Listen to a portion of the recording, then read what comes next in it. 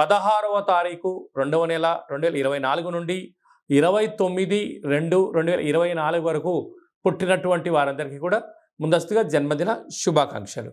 గతంలో వివాహం చేసుకున్న వారికి వివాహ వార్షికోత్సవ శుభాకాంక్షలు. ద్వాదశ రాశుల్లో గ్రహ గమనాన్ని ఒకసారి వీక్షింపచేద్దాం. రథసప్తమి సందర్భంగా మేషరాశి వారికి ఎలాంటి విధి విధానాలు పాటించాలో ఈ వీడియోలో సవివరంగా సంపూర్ణంగా తెలుసుకుందాం. మేషరాశిలో ఏ నక్షత్రాలు వస్తనగా అశ్విని నక్షత్రంలోని 4 పాదాలు, భరణి నక్షత్రంలోని 4 పాదాలు, కృత్తికా నక్షత్రంలోని 1 పాదం కలిపితే మేషరాశి. చాలామందికి పుట్టినటువంటి కాల సమయంలో డేటా ఆఫ్ బర్త్లో లేనటువంటి కారణం వలన పేరు యొక్క మొదటి అక్షరాన్ని అనుసరిస్తూ ఆ రాశిని తెలుసుకునే ప్రయత్నం అవుతుంది. అవి ఏ అక్షరాలు ఒకసారి పరిశీలన చేద్దాం.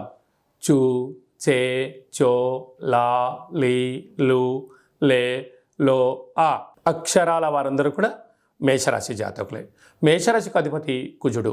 ఈ రథసప్తమి సందర్భంగా రాశాధిపతి కుజుడు అవ్వడం వలన విశేషంగా సూర్యభగవానునికి ఎరుపు ఒత్తులతో దీపం పెట్టడం, ఎరుపు వస్త్రాలు ధరింపచేసుకోవడం, గోధుమలతో కూడుకున్న ఆహారాన్ని చక్కెర పొంగలని సూర్యనారాయణునికి ఆహారంగా నైవేద్యంగా ఏర్పాటు చేసి భక్తులకు ప్రసాదంగా పంచడం వలన సంపూర్ణ ఆయురారోగ్యాలు, భూమికి సంబంధించిన వివాదాలు తొలగిపోతాయని చెప్పి గమనించాలి.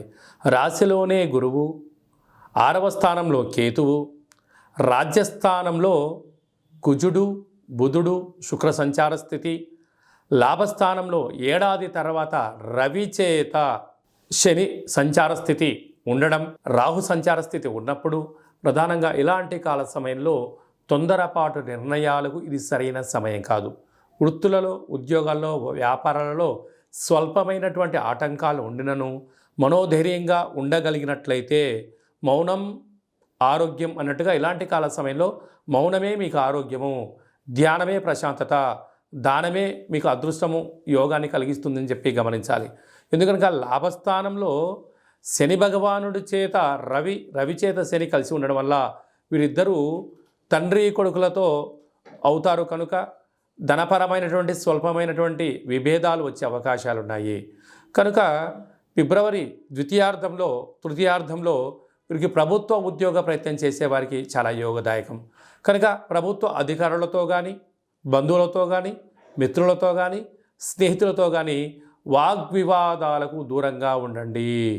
ఎదుటి వ్యక్తులు ఏదైనా చెప్తే వినే ప్రయత్నం చేయండి. విన్న తర్వాత దాన్ని అర్థం చేసుకొని మాట్లాడగలిగితే మీకు ఉన్నతమైన బంగారు భవిష్యత్ రోజులకు మీరే కేంద్ర బిందులు అవుతారు. వ్యవసాయ సోదరీమణులకు, సాఫ్ట్వేర్ హార్డ్వేర్ ఉద్యోగస్తులకు, స్వయం వృత్తులు సేవా రంగాల వారందరికీ ఇది చాలా మంచి కాలము అని చెప్పి గమనించాలి.